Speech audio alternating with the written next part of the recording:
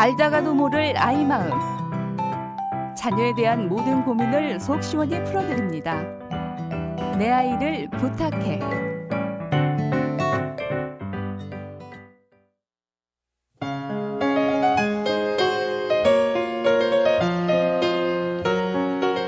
안녕하세요. 저는 7살 남자아이를 키우는 엄마입니다. 미운 7살이라는 말이 있다지만 요즘 아들의 떼부리는 행동 때문에 정말 힘듭니다. 평상시엔 그럭저럭 괜찮다가도 집에 손님이 오거나 저의 지인을 만나면 떼부리기가 더 심해지고요. 또 훈육을 하려고 하면 귀를 막거나 저의 입을 손으로 막으며 소리를 지릅니다. 아무래도 제가 다른 사람과 있을 때 크게 화를 내지 못한다는 걸 알고 있기 때문인 것 같은데요. 이런 경우 어떻게 훈육하는 게 바람직할까요? 내 아이를 부탁해서 알려주세요. 자녀에 대한 고민을 시원하게 풀어보는 시간입니다. 내 아이를 부탁해 이 시간 함께 해주시는 순천제일대학교 유아교육학과 강숙현 교수와 이야기 나눠봅니다. 교수님 안녕하세요. 안녕하세요.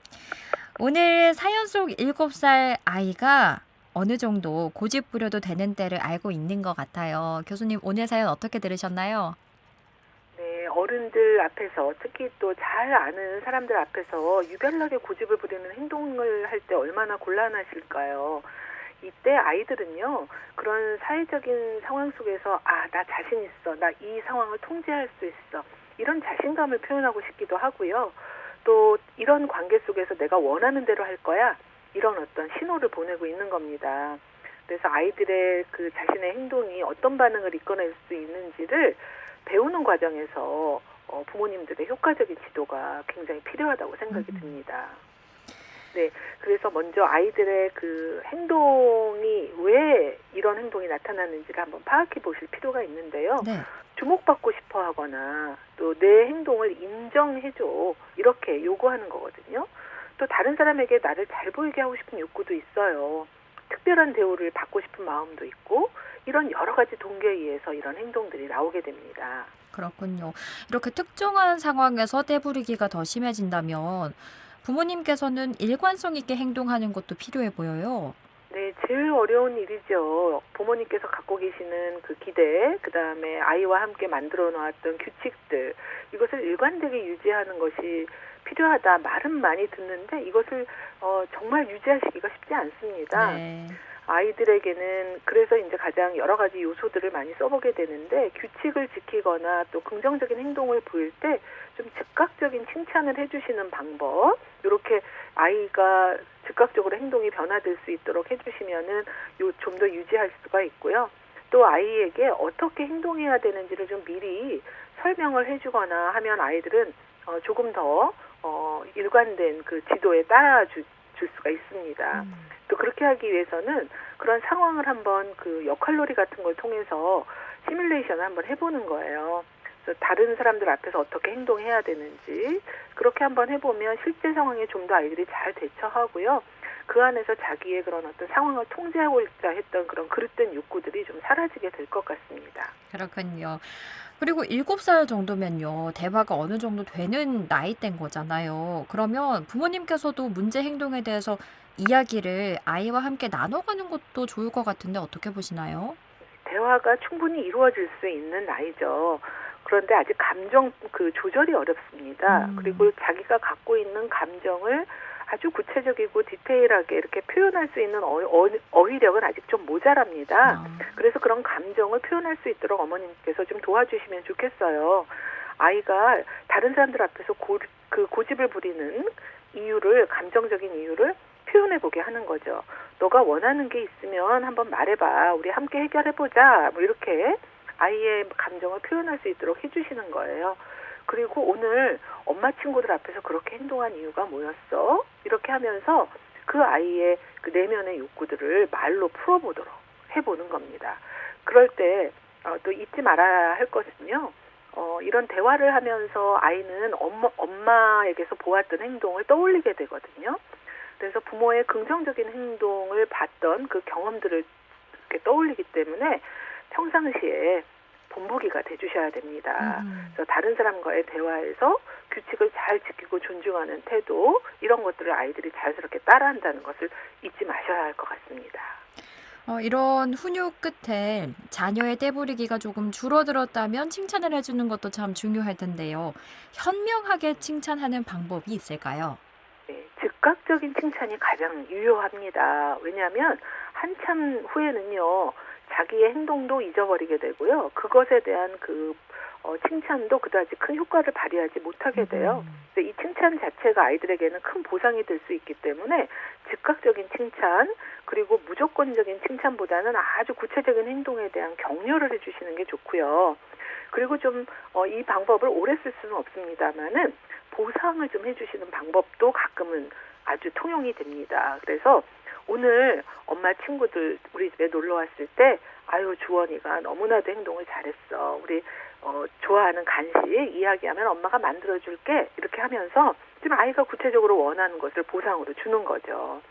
그리고 긍정적인 행동을 보였을 때는 즉각적으로 제가 칭찬해 주시라고 말씀을 드렸는데요. 네. 그냥 착하다, 잘했다 이거보다는요. 아주 구체적으로 너가 잘 행동해서 아주 예의 바르게 행동해서 우리 모두 잘 기분 좋게 지냈네.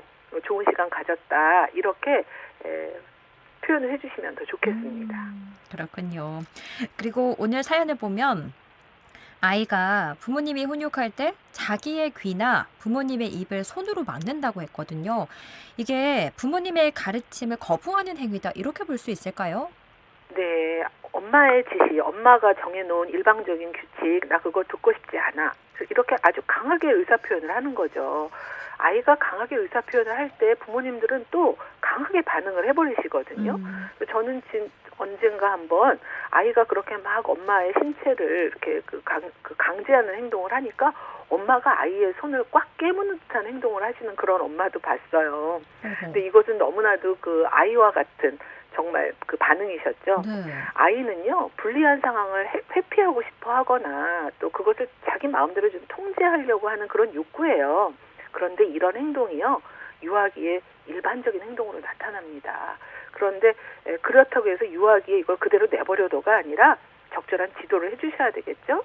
그 지도의 첫 단추가 바로 그 아이의 감정을 이해해 주시는 거예요. 분명히 이 아이는 지금 불편하거든요.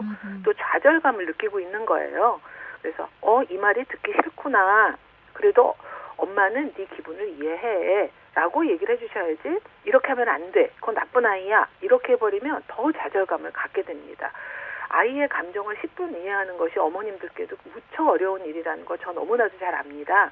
그런데 전략의 첫 단계, 바로 아이들의 감정을 이해하고 그 감정을 이해하고 있다는 것을 표현해 주셔야 된다는 겁니다. 그렇군요. 이렇게 감정을 인정해 주는 것과 함께 간결한 규칙을 만들거나 귀나 입을 막는 행동을 대체할 수 있는 방법을 알려주는 것도 중요하다면서요? 네, 그냥 중요하게 강조하실 부분을요, 간단히 말로 정리해 주시면 돼요. 아이가 입을 틀어막더라도 지금 장난감 정리할 시간이야. 그래야 우리가 나중에 더 재미있게 놀 수 있지. 이렇게 그냥 지나가셔야 합니다. 그리고 너가 하고 싶은 말이 있다면 그림으로 그려봐. 듣기 싫은 말이 있으면 손으로 표현 한번 해볼래? 이렇게 그 아이가 지금 하는 막무가내의 행동을 대체할 수 있는 행동으로 제안을 해주시면 좋겠습니다. 그렇군요. 아이가 꼭 지켜야 할 규칙을 만들 때 또 함께 동참시키는 것도 정말 중요한 경험이 될 것 같아요.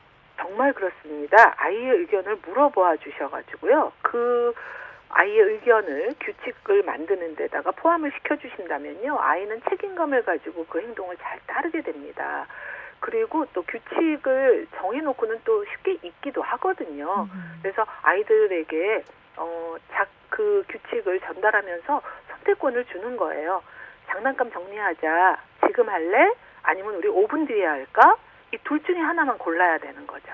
그러면 아이는 내가 고른다는, 선택한다는 느낌? 그래서 그 상황을 자기가 통제한다고 생각하기 때문에 규칙을 따르게 되죠. 그러니까 자기가 이렇게 엄마의 지시에 일방적으로 순종해야 돼 이렇게 생각하지 않으면서도 규칙을 잘 준수할 수가 있게 됩니다. 그리고 아까 제가 칭찬이나 즉각적인 칭찬이나 작은 보상도 괜찮다고 말씀을 드렸잖아요. 네. 이렇게 규칙을 따라보는 것이 아주 긍정적이야. 너무 기분 좋아. 또 엄마의 너 너무 멋지다. 기분이 좋았어. 뭐 이렇게 좋은 말로 해주신다면 아이는 그 긍정적인 기분 때문에 또 규칙을 잘 따르게 됩니다. 그렇군요. 오늘은 고집부리게 행동을 보이는 7살 아이의 훈육법에 대해 이야기를 나눴는데요. 무엇보다도 함께 규칙을 정하고 또 부모님께서는 일관성 있게 규칙을 지켜나가는 게 중요해 보여요. 네, 가장 중요한 것이 일관성 그리고 긍정적인 접근이라고 말씀드렸잖아요. 어머님께서 좋은 본보기가 되어주시고 또 아이들로 하여금은요. 아이들이 불안감이나 좌절감을 자주 겪지 않도록 편안한 환경 속에 아이가 놓일 수 있도록 해주시는 것이 좋은 양육자의 역할 아닐까 싶습니다. 그리고 때에 따라서는 적절한 피드백, 그다음에 작은 보상 이런 걸로 인해서 엄마와 아이 간의 갈등보다는 즐거운 경험으로 자꾸 이끌어가도록 도와주셔야겠습니다. 네, 이렇게 오늘은 아이가 규칙을 지키도록 가르쳐야 할 때 부모님의 양육법에 대한 이야기 나눠봤습니다. 오늘 말씀 잘 들었습니다. 고맙습니다. 네, 감사합니다. 지금까지 순천제일대학교 유아교육학과 강숙현 교수와 함께했습니다.